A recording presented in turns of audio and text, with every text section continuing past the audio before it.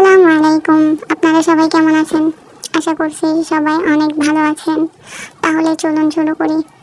আজকে রুই মাছ রান্না করব অন্যভাবে, একদম স্পেশাল রুই মাছ।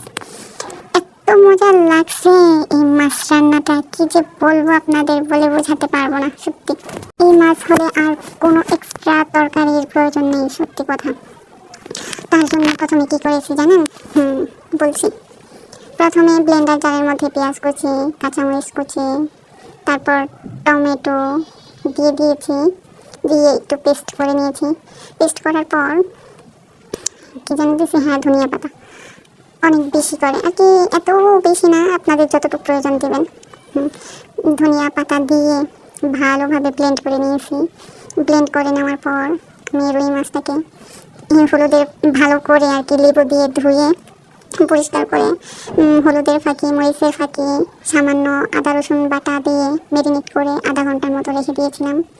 রেখে দিয়ে মাছটাকে ভালোভাবে, একদম ভালোভাবে কড়া করে ভেজেছি আমি।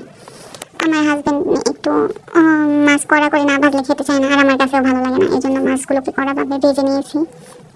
কড়া করে ভেজে নেওয়ার পর যে পেস্ট আর কি উল্টিয়ে পাল্টিয়ে ভেজে নেওয়ার পর আলাদা একটা বাটিতে নিয়ে নামিয়ে রেখেছি। নামিয়ে রাখার পর তেলের মধ্যে জিরা ফোড়ন দিয়ে দিয়েছি।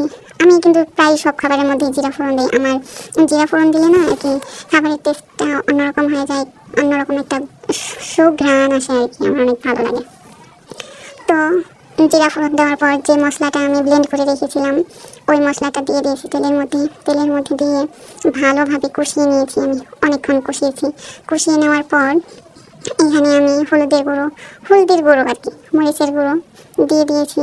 হলুদের গুঁড়ো, মরিচের গুঁড়ো, ধনিয়ার গুঁড়ো দিয়েছি। দেওয়ার পর আবারও ভালোভাবে একদম কষিয়ে নিয়েছি। মাছটা এই তরকারিটা যত কষাবেন খেতে দ্বিগুণ মজা হবে। ভালোভাবে কষানোর পর ঝোল দিয়ে দিয়েছি। পরিমাণ মতো ঝোল দেওয়ার পর যখন পানিটা উতলিয়ে আসছে তখন আমি মাছ ছেড়ে দিয়েছি। মাছ ছেড়ে দেওয়ার পর কিছুক্ষণ জাল দিয়ে নিয়েছি।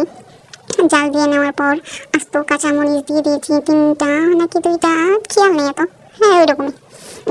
কাঁচামরিচ দেওয়ার পর যখন আমাদের ঝোলটা একদম মাখো মাখো হয়ে এসেছে তখন জিরা ফাঁকি আর কি, জিরা গুঁড়া, ভাজা জিরা গুঁড়া উপর দিয়ে ছিটিয়ে দিয়ে, লবণের কথা তো মনে নেই, লবণ দিয়েছিলাম আমি পরিমাণ মতো, আপনারা আপনার পরিমাণ মতো লবণ দিয়ে নেবেন।